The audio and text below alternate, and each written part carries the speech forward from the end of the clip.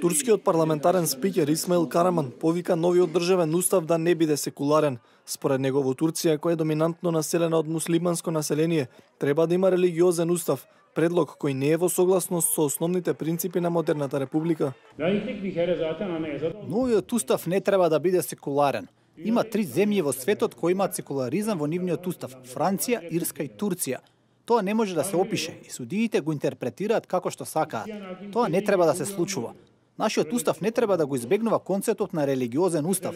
Треба да зборува за религијата.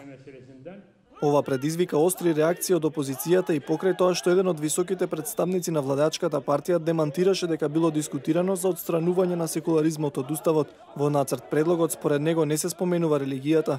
Сепак група граѓани и опозицијски политичари излегоа на протест пред парламентот, пошто избија и судири со полицијата. Неколку лица беа уапсени. Meclis Başkanı protesto etmek için buradayız. Тука сме за да протестираме против парламентарниот спикер. Тој е првиот човек кој треба да ги заштити вредностите на оваа држава, а тој зборува против републиката и секуларизмот. Сака новиот устав да биде антисекуларен и повикува создавање на калифат, но Турција е република.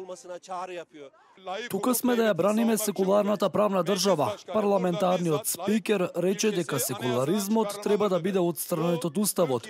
Принципот на секуларност е основата која ги соединува државата и турскиот народ.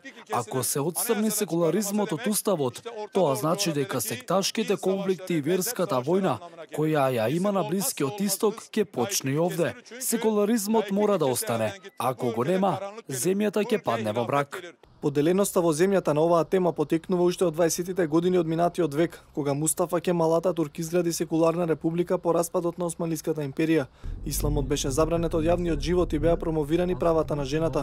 Председателот Реджеп Тајип Ердоган, кој е на власт повеќе од 20 години, презема повеќе активности за враќање на влијанието на религијата во јавноста.